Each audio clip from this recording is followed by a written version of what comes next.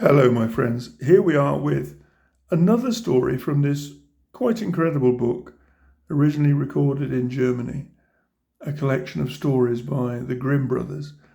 And the book I'm reading from today is a complete, honest replica of an 1886 collection of stories published by Macmillan and then republished exactly as they appeared in 1886.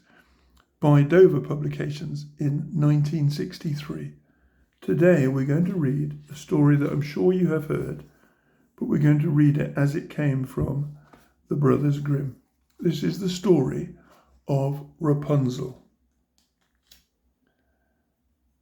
There once lived a man and his wife, who had long wished for a child, but in vain. Now there was at the back of their house a little window which overlooked a beautiful garden full of the finest vegetables and flowers.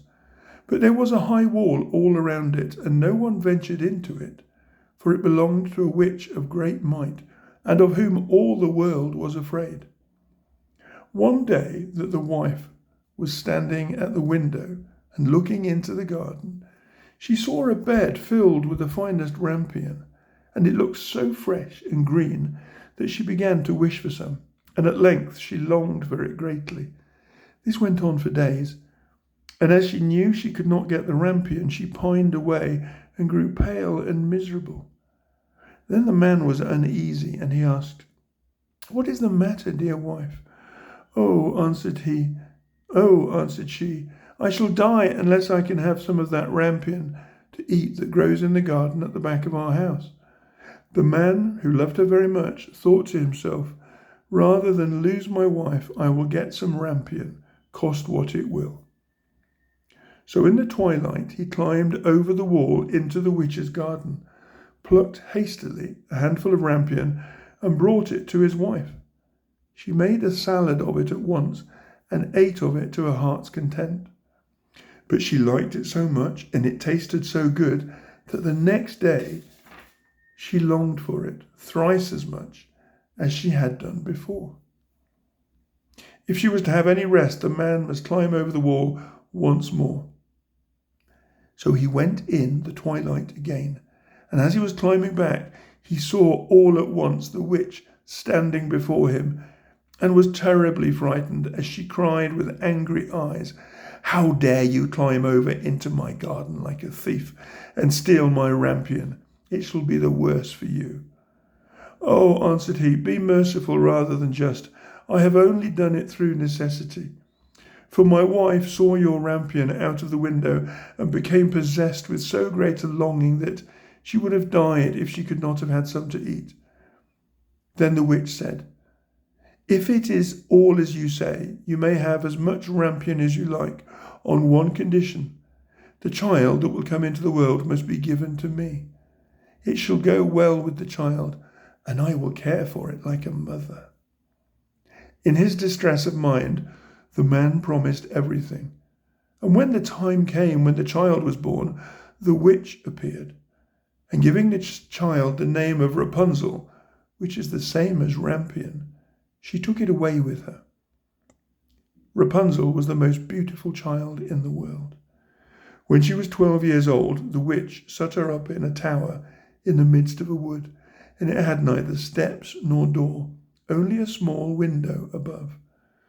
When the witch wished to be let in, she would stand below and would cry, "Rapunzel, Rapunzel, let down your hair." Rapunzel had beautiful long hair that shone like gold.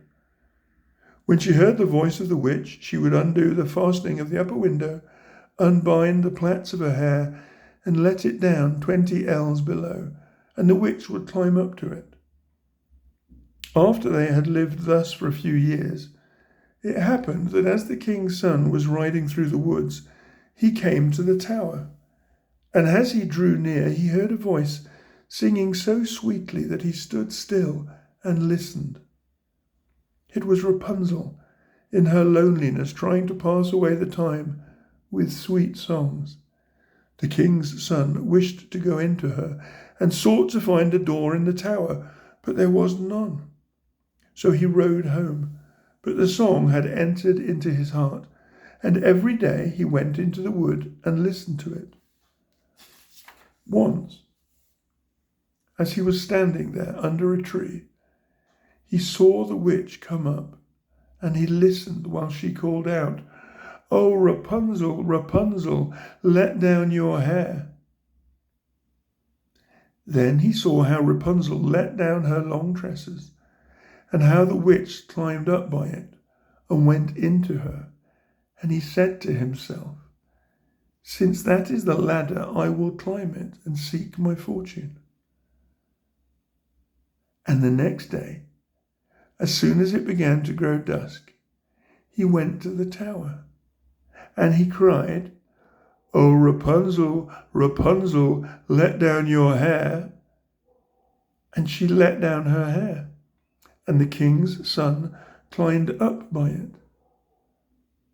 Rapunzel was greatly terrified when she saw that a man had come into her, for she had never seen one before. But the king's son began speaking so kindly to her, and told how her singing had entered into his heart, so that he could have no peace until he had seen her herself. Then Rapunzel forgot her terror, and when he asked her to take him for her husband, and she saw that he was young and beautiful, she thought to herself, "I certainly like him much better than old Mother Gothel." And she put her hand into his, saying, "I would willingly go with thee, but I do not know how I shall get out. When thou comest, bring each time a silken rope, and I will make a ladder. And when it is quite ready, I will get down by it out of the tower, and thou shalt take me away on thy horse." And they agreed that he should come to her every evening, as the old woman came in the daytime. So the witch knew nothing of all this until once Rapunzel said to her unwittingly, "Mother Gothel, how is it that you climb up here so slowly, and the king's son is with me in a moment?" "Oh, wicked child," cried the witch, "what is this I hear? I thought I had hidden thee from all the world, and thou hast betrayed me." In her anger, she seized Rapunzel by her beautiful hair, struck her several times with her left hand, and then, grasping a pair of shears in her right, snip, snap, the beautiful locks lay on the ground. And she was so hard-hearted that she took Rapunzel and put her in a waste and desert place, where she lived in great woe and misery. The same day on which she took Rapunzel away, she went back to the tower in the evening, and made fast the severed locks of hair to the window hasp. And the king's son came and cried, "Rapunzel, Rapunzel, let down your hair." Then she let the hair down, and the king's son climbed up. But instead of his dearest Rapunzel, he found the witch looking at him with wicked, glittering eyes. "Aha!" cried she, mocking him. "You came for your darling, but the sweet bird sits no longer in the nest and sings no more. The cat has got her and will scratch out your eyes as well. Rapunzel is lost to you. You will see her no more." The king's son was beside himself with grief, and in his agony he sprang from the tower. He escaped with life, but the thorns on which he fell put out his eyes.